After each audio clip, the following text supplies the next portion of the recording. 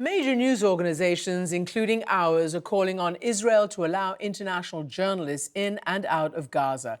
Right now, the world depends on local journalists and humanitarians to get any information out. Israel so far has not budged, but an American journalist, Afif Nassouli, managed to get in, volunteering as a medical worker, and he spent his off hours reporting. He wrote about the suffering he saw in The Intercept, and here he is talking about that with Hari Srinivasan. Christian, thanks. Afif Nassouli, thanks so much for joining us. One of the reasons that we have you on is it's very rare, at this point almost impossible, to get any first-line reporting out of Gaza. And you went there for 7 weeks, and you went as an aid worker, but you were kind of reporting on the side. In the last couple of weeks, logistics and aid delivery has come into the spotlight a bit more with the crisis of just starvation, access to food, however you want to put it, for the people of Gaza right now. So tell me, what were you able to see? Because what we are hearing is that the majority of Palestinians do not have enough food to eat and are in significant health risk of death. Yeah, I saw this sort of escalate as I was there. The blockade started March 2nd. I was there by March 27th. By the time I was there, people were rationing and thinking about how to make sure they would have food if it got worse. And it was just getting worse. It was just the beginning at that time. So I experienced it as seeing 170 community kitchens dwindle and dwindle and dwindle until there were just dozens of them. And then I experienced volunteering at one that eventually had to close down and just had potatoes on June 1st, I remember, from some other organization. So you see this population getting emaciated. I had a friend who lost over 100 pounds in the last 2 years. I have a friend at 6 foot who's 119 pounds.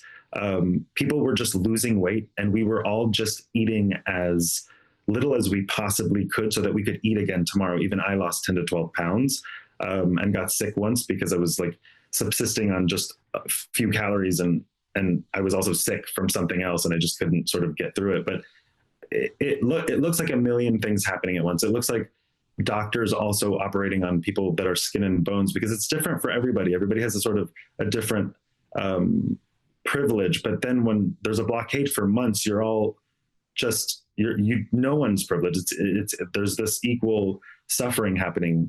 I remember people asking for tain or flour, and just having, being able to speak Arabic and telling them back that we don't have flour either. Like, just because I have this Glia vest on we just don't have flour either. And I was thankful that we could speak Arabic and that I was with Ghazawi colleagues, because it was so hard to see people struggling in the streets and begging on the level and with the frequency and the amount of people. Everybody was hungry, everybody. So give me some idea of what somebody in Gaza subsists on for calories on an average day. I would say it's changed over time. It was always rice. We ate a lot of rice, a lot of lentils, chickpeas. There is produce that's fresh. There was for a while. It tripled in price because a lot of farmland is not, there's nothing you can cultivate on it. It's destroyed, like 83%, I think. Because of the bombing, the farmland is no longer farmable. Yes, exactly. Because of bombing. Fishing fleets destroyed. So what you have are like tomatoes and eggplants on the market, but they're so expensive, and there's not many of them. So we were eating food that we brought. I brought a whole suitcase of canned tuna that I would mostly pass out and subsist on. And there were biscuits that I think that the UN passed out for. There was still stuff on the market when I was there. I have not been there since June. It has gotten considerably worse. So now people are subsisting on the same thing I was subsisting on, but for instead of eating once a day, I've heard a lot of people are eating once every couple of days at this point. So it's catastrophic. It's become catastrophic. And then let's talk a little bit about what used to be part of the infrastructure and how people got food, which was the UN and USAID. What have happened to those sources? So those seem to have been done away with over time. I mean, basically Israel is sort of in charge of whatever goes in, whatever comes out. Every coordination you do is through Israel. They replaced the UN-backed system with the GHF, which is American-run and also Israeli-controlled. So what happened was 400 locations across Gaza became four that are barely operational, semi-daily, has a Facebook site to tell people when they're operating. If they're operating, they might not be because of security or maintenance. I've had people go and it just not be open. Also, it's just very disorganized. The UN system was, the type of system that delivered food to people, made hot meals. Like, it was really backed by local experts who really understood what their communities needed. And it was run by Ghazawis in many ways, doing the sort of heavy lifting. And now you just have these, you're replacing expertise, a lot of care, a lot of real social work, a lot of community care with men in weapons, men just sort of holding machine guns from a distance and just sort of letting aid sit there and watching people fight over it because they're desperate and hungry. It's definitely to me an obvious strategy to further eradicate a people that are on a land that other people want. So tell me, you probably talked to people who had made that trek to one of these four sites, right? So if you force all these people away from 400 sites to four sites, I imagine the natural tendency is there's going to be a huge spike in demand, and you see these huge crowds of people waiting. What is that process like? How do people describe that to you? So I have one source who's in his mid-20s named Khalil.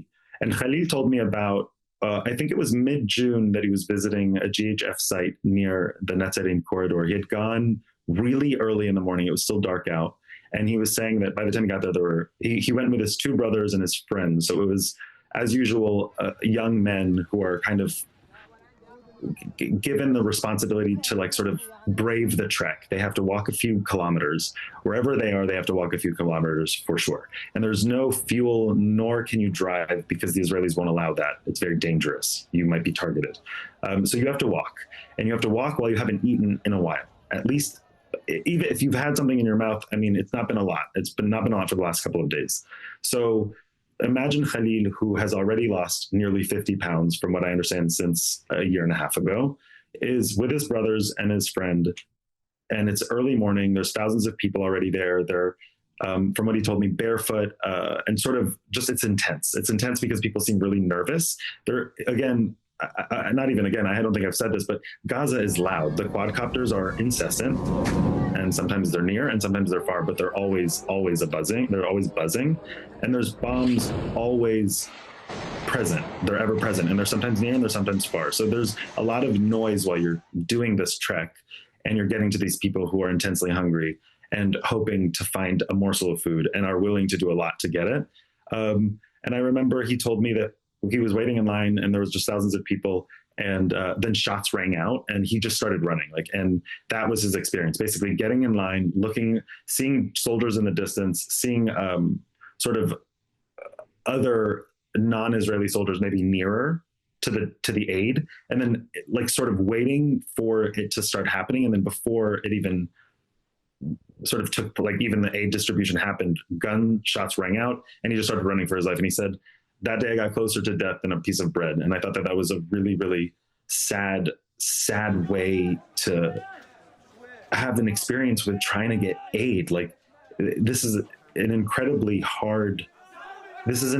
impossible situation for someone to experience. To not only then try to get aid and then be shot at it's undignified. It has nothing to do with peace or humanitarian, sort of the humanitarian qualities of aid distribution and what they should be founded on, actually. So it was just hard to hear, and it's hard to keep talking to these people who are having just harrowing experiences on their way to trying to get food for their families. Israeli leaders for a long time, and also parts of the American press, have used this line of reasoning that Hamas has been in charge of the food that's coming into Gaza, and they have been either stealing it, or they've been destroying it, or they've been bargaining with it. And I wonder, I mean, there's a recent New York Times article that says that members of the Israeli military are now saying that they never found proof that Hamas stole the aid provided by the UN. In your time there, with the people that you spoke with, what is the role of Hamas when it comes to gathering or distributing any of the food aid that is coming into the region? I didn't have any reason to suspect or believe that anyone was experiencing anything or much of anything with Hamas. Now, are there men in this scenario that might have worked in government or have an association with Hamas in some loose way, who are also men who are unstable at this point after 21 months of a genocide and several months of starvation? Are some of those men probably bullying other people and maybe doing that? I'm sure they are. In fact, I've heard stories of that, but they're never connected specifically to Hamas. And so my point is that I think that this is all a line. I think it's a way to skirt responsibility, to justify ethnic cleansing, to justify forced starvation. They keep blaming Hamas when it's really clear that it's almost like it's undignified for me. It's hard for me to dignify that sort of line of thinking with a response, because it just feels like it's completely made up to me. Now, I don't want to overstate and say that there's no one stealing aid or that there aren't problems, but I think that the disorganized thing with the disorganized way that GHF is handling everything is really the problem. It's not Hamas. You are describing structurally a scenario where hundreds of people around you that you can see are visibly losing weight because they do not have enough calories in their body, right? And at the same time, there seems to be this sort of war of words. Is this starvation? Is this famine? And we kind of get caught up in that debate. And I wonder, I mean, look, we have, David Mencer, an Israeli spokesperson, he said, in Gaza, there is no famine caused by Israel. There is, however, a man-made shortage engineered by Hamas, right? That was our last question. Then you have a Prime Minister Netanyahu saying there is no policy of starvation in Gaza, and there is no starvation in Gaza. We enable humanitarian aid throughout the duration of the war to enter Gaza. Otherwise, there would be no Gazans. So what's your response to that? My response is that we often in the West, or even not in the West, get caught up in semantics with each other as if it's important or meaningful at all. If we're even getting to the point where we're speaking about genocide or anyone starving, it's probably really very, it's just like so much later than it should be in the situation, right? Like if we're talking about genocide or whether something is starvation or if there's a policy of starvation, like, right, you can sort of like take these words and unpack them. Ultimately, people are starving right now. I've seen them. I even was hungry for the 9 weeks that I was there. And it's because of a manufactured blockade. There's an occupation. There's also people, community kitchens being there's so much destruction. There's a way where you just have to stop listening to semantics that try to parse out whether something is bad enough and understand that it's so much worse to talk about this for 21 months than to have done something a year and a half ago before this became a human catastrophe that, I don't know, probably has changed the trajectory of so many people's worlds and probably the world itself as well. This past weekend, Israel announced that it would pause fighting for 10 hours a day in populated areas to try to allow the food aid to get in. A former Israeli government spokesperson, Ilan Levy, said, quote, "Here are hundreds and hundreds of pallets of aid that the UN is letting rot in the sun, and instead of taking responsibility for that failure, they're blaming Israel and pretending that Israel isn't letting this aid in altogether." What did you see? Who's controlling the flow of aid into this area? I mean, there were hundreds of trucks at the Kerim Salam border. There's no way for aid to come in or out without coordination from Israel. So again, like engaging with these sort of bold-faced, almost delusions of how this is working is hard for me, because my experience was that for me to get to Nasser Hospital, which is 20 minutes away from Deir al-Balah, I'd have to coordinate with the Israelis because it was in a red zone. So any of these red zones, you have to go through, they're in charge of what is going on. It took me 5 hours to get to Nasser and back, and it's 20 minutes away. They are occupying every possible way for any of this to be solved. So for them to sort of blame other parties makes no sense. And I don't know how else to put it, because logistically speaking, every single thing is greenlit by them. So whether there is fuel that you can take a car to Rafah and pick up whatever you need to pick up, or from whatever crossing, you would have to do that through the Israelis. If it's not getting done, it's because the Israelis aren't letting it get done. Did the Israeli officials that you reached out to have a comment for this story? No, they didn't. They refused to answer, and then they didn't answer our texts. So, but I think that they've commented a lot. I think that, we've talked a lot about what they've said. And to me, we've got to start listening to Palestinians a lot more, because they're telling us a lot sooner than we're listening. And then we're listening when it's almost too late. You have the privilege of leaving. Yes. And I wonder, Afif, if now, even in the weeks and months that you've been home since, is there a story or a person that kind of gnaws away at you that you check in on often? Tell us about that person or that story. Yeah, I have so many people now. I have so many people there that are suffering in a way that is unimaginable.